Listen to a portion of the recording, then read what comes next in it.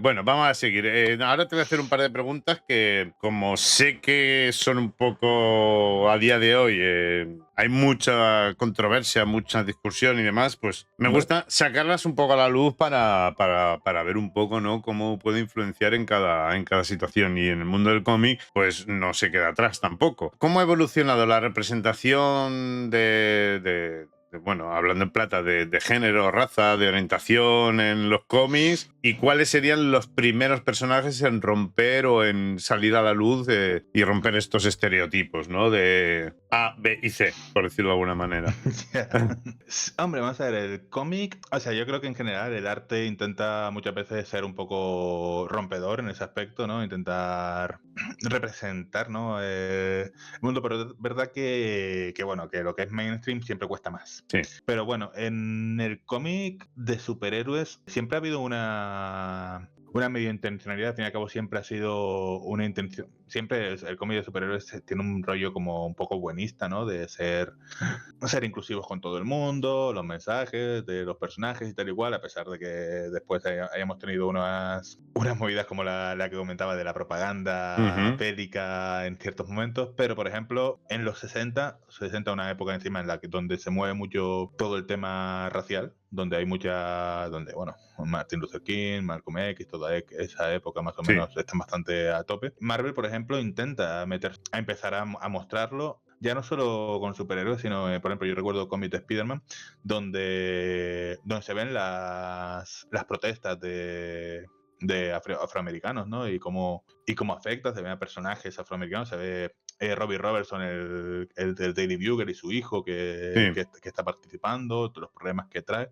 Intenta un poco Stan Lee siempre sacar un poco de eso y, por supuesto, todos conocemos personajes como Pantera Negra o Luke Cage, que son un poco los primeros superhéroes negros. Intentan un poco buscar la representación. También DC pronto empieza con John Stewart, que era el segundo Green Lantern, el tercero, no estoy seguro, que también es negro. Y bueno, y todos sabemos un poco del origen de los X-Men, ¿no? Un poco aunque realmente fue más en los 70, 80 donde se enfocó más intentar hacer ese paralelismo de que Charles Xavier es Martin Luther King y Magneto es Malcolm X, ¿no? Sí. Pero siempre, al fin y al cabo, siempre intentan coger esa especie de metáfora, de alegoría. Pero es verdad que tardan un poco, yo creo, que tardan un poco los cómics en haber una representación correcta de distintas orientaciones. Ahora mismo no sabría decirte cuáles son los primeros personajes gays como tal, que por ejemplo, para los 2000 tenemos personajes como Wiccan o Hulkling, recientemente hemos tenido al hijo de Superman, que también es gay. En DC hemos tenido un personaje, una superheroína trans, que es Dreamer. Entonces sí que los cómics intentan ir un poco en eso, pero creo que el cómic mainstream se queda siempre corto. Sí.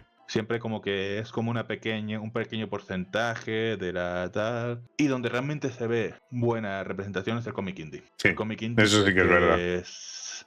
El cómic indie se va a saco. Y donde más es en el webcómic. El webcómic, con el tema de representaciones de distintas orientaciones y tal, el webcómic es una maravilla. En el webcómic hay de todo. Es algo también un poco la ventaja de la democratización que nos ha traído el Sí, internet, ¿no? sí. De la democratización de la cultura, que todo el mundo puede escribir. Pero es verdad que han habido bastantes webcomics donde ha habido mucha representación de personajes y es que te lo ves por todos lados. ¿Sabes? Te ves que la fluidez de géneros y todo están siempre en los. Y ahora mismo no recuerdo ninguno. Sí, no, Pero no, sé no, que, no te pero sé que hay preocupes, sí, montones, sé sí, que hay sí. una. Sí, y yo he visto algún webcomic de indie Mm. así también que he visto donde le metían, o sea, caña en el buen sentido, ¿sabes? De que metían caña con el tema este. Ujú. Entonces, creo que como yo opinarás de que realmente a la industria del cómic todavía le falta unos cuantos desafíos pendientes, ¿no? En este aspecto. Entiendo, vamos a ver. Al fin y al cabo, es el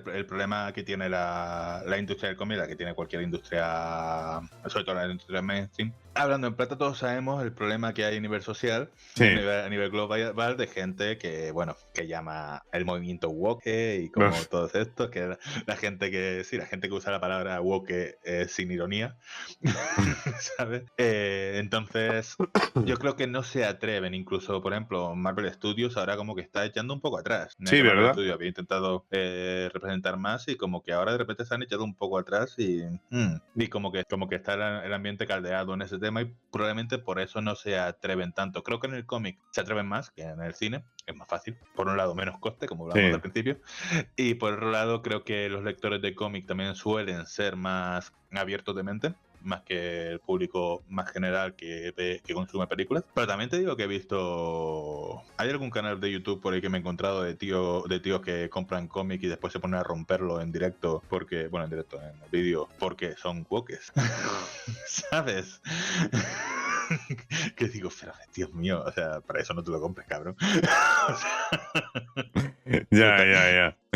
Madre mía, es que hay cada uno. Bueno, es como el típico vídeo del que se compra el último iPhone y lo rompe a martillazos. bueno, Yo qué sí, sé. sí. No sé, son cosas que Claro, pero- no entenderé nunca. Es una falta para mí de inteligencia, pero no de tonto, no conoces. No tienes información, que sí, yo creo que les falta información, ¿no? Pero de esa, por Bueno. decirlo de alguna manera, inteligencia emocional, ¿no? También y demás. Pero bueno, yo qué sé. Para salir un poco ya de este tema polémico, por decirlo de alguna manera, porque para mí No tengo problema. para mí no es polémico, ¿no? Pero hay mucha gente que tal. Sí, yo no tengo problema en hablar de esto. No. ¿Hay alguna serie, alguna serie de cómics o tal, o algún autor que haya destacado? Independientemente que sea de Marvel, de DC, de una webcomic que tú conozcas, de una editorial independiente, ¿hay alguien que tú digas como destaca porque hace más de que los demás? Te voy a decir una persona que me ha decepcionado mucho recientemente, Sí. pero en su día lo fue muy woke, y sobre todo para la época que lo hizo, y de repente se han descubierto cosas, y es Neil Gaiman. ¿Ah, sí? Ostras. Que Neil Gaiman en Sandman, a finales de los 80, a principios de los 90, era una cosa espectacular. O sea, quiero decir, puso a gente no binaria a principios de los 90. ¿Me entiendes lo que me refiero? O sea, mira el tiempo que hace. Sí. Y con respeto, Neil Gaiman. Y me duele porque era una persona que lo tenía muy tal, y últimamente se han descubierto cosas de abusos sexuales y cosas así tuyas, y es como, hostia, tío, tú que eras como un ejemplo a seguir, y ahora de repente me ha dado todo el bajón. Pero sí que, sobre todo eso, lo que me impactaba mucho de él es porque lo hizo, porque estaba haciéndolo incluso antes de que estuviera a lo mejor toda esta...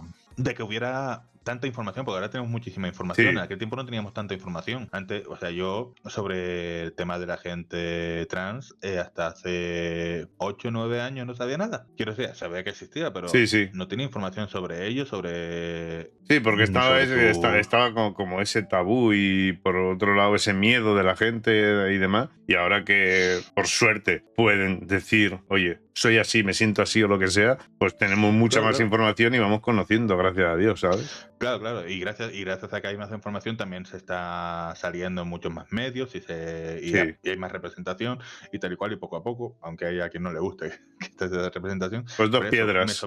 Que a quien no le guste, 2 piedras. Me parece bien.